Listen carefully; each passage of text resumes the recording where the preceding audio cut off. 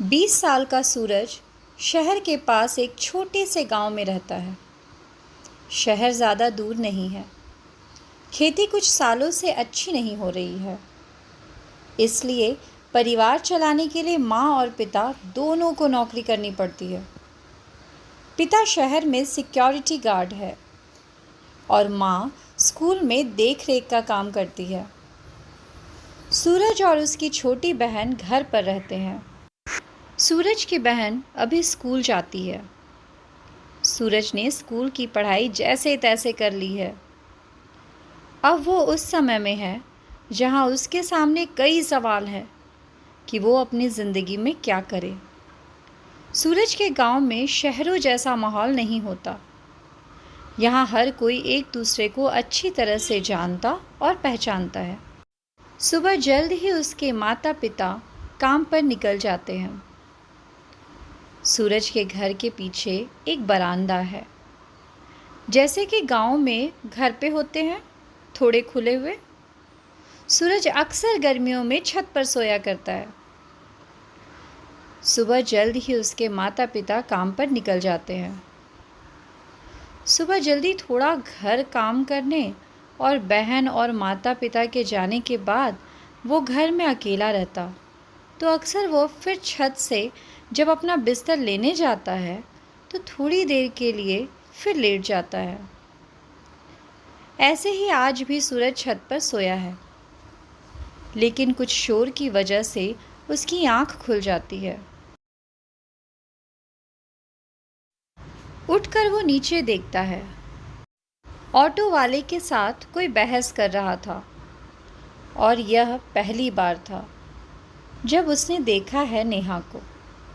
हल्के नीले रंग की सलवार सूट पहने वो अपनी मम्मी के साथ सामने वाले शर्मा जी के यहाँ आई है।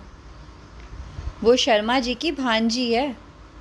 उसकी मम्मी ऑटो वाले के पैसों को लेकर बहस कर रही है। सुबह गर्मियों का सूरज है तेज। नेहा बैग लिए खड़ी है। उसकी आंखों पर सूरज की रोशनी आ रही है। यह देखकर सूरज, असली सूरज और नेहा के बीच में आ जाता है। अचानक से नेहा पर रोशनी पड़ना बंद हो जाती है और इसलिए उसका ध्यान जाता है सूरज की ओर। यह पहली बार था जब सूरज और नेहा ने एक दूसरे को देखा। अब उम्र समझो या और कुछ, लेकिन दोनों को पहली नज़र में एक दूसरे से प्यार हो गया। फिर जैसे सूरज के जीवन में एक नई किरण फूटी हो। नेहा के मामा जी के घर के किचन की खिड़की रोड की ओर खुलती है। सूरज की नज़र अब सामने वाले घर पर ही रहने लगी। कभी खिड़की, कभी दरवाज़ा, कभी पानी के बहाने या कभी सफाई के बहाने वो घर के दरवाजे पर ही रहता।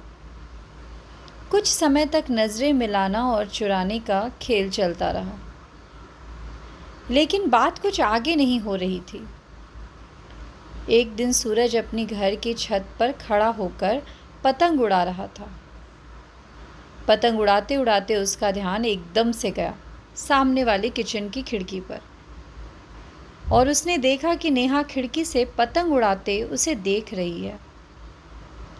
सूरज अब हिम्मत करके नेहा की तरफ मुस्कुरा देता है और जवाब में वहाँ से भी एक प्यारी सी स्माइल आती है। सूरज की खुशी का कोई ठिकाना नहीं रहता है। नेहा एक दिन सूरज की छोटी बहन से बात कर रही होती है। हिम्मत करके सूरज भी उससे बात कर ही लेता है। सूरज और नेहा में बातों का सिलसिला धीरे धीरे सही शुरू हो जाता है। सूरज को पता चलता है कि नेहा पतंग उड़ाना सीखना चाहती है। सूरज उसे सिखाने को बोलता है, लेकिन वो मना करती है क्योंकि उसकी मम्मी उसे किसी भी लड़के से बात करने भी नहीं देती। पतंग उड़ाना तो दूर की बात है। सूरज उसे बोलता है कि वो उसके घर के पीछे बरामदे में उसे सिखा देगा। साथ ही वहाँ सूरज की बहन भी होंगी। नेहा थोड़ा मनाने पर मान जाती है, आखिर वो भी सूरज के साथ समय बिताना चाहती थी। नेहा की मम्मी जब उसकी मामी के साथ किसी रिश्तेदार के से मिलने जाती है, तब नेहा सूरज के बरामदे में जाती है। लेकिन उन्हें नहीं पता था कि अनजाने में वो बड़ी मुसीबत में फंसने वाले हैं। सूरज के घर में पीछे सीढ़ियाँ चढ़ते समय नेहा के पैर में मोच आ जाती है और चल भी नहीं पाती है। नेहा वहीं बैठ जाती है। उसकी आंखों से आंसू निकलने लगते हैं। सूरज उसे दर्द और वहाँ बैठा देखकर कमरे में बिस्तर पर चलने के लिए कहता है। नेहा चल नहीं पाती है। सूरज उसको हाथ पकड़कर उसे सहारा देता है। सूरज हाथ पकड़े नेहा को घर लेकर आता है। उसी समय नेहा की मम्मी वहाँ आ जाती है और सूरज और नेहा को ऐसे एक साथ देख लेती है। उनको ऐसे देखते ही वो गुस्से से आग बबूला हो गई। उन्होंने ज़ोर से चिल्लाकर कहा, नेहा। फिर उन्हें कुछ समय बाद नेहा का पैर दिखाई दिया। उन्होंने सूरज के हाथ को हटाकर नेहा को पकड़ा और उसे ले गई। सूरज को रात भर नींद नहीं आती है। वो सुबह का इंतज़ार करता यह सोच रहा है कि नेहा का पैर कैसा होगा, साथ ही कहीं उसकी मम्मी ने नेहा को कुछ कहा या मारा तो नहीं।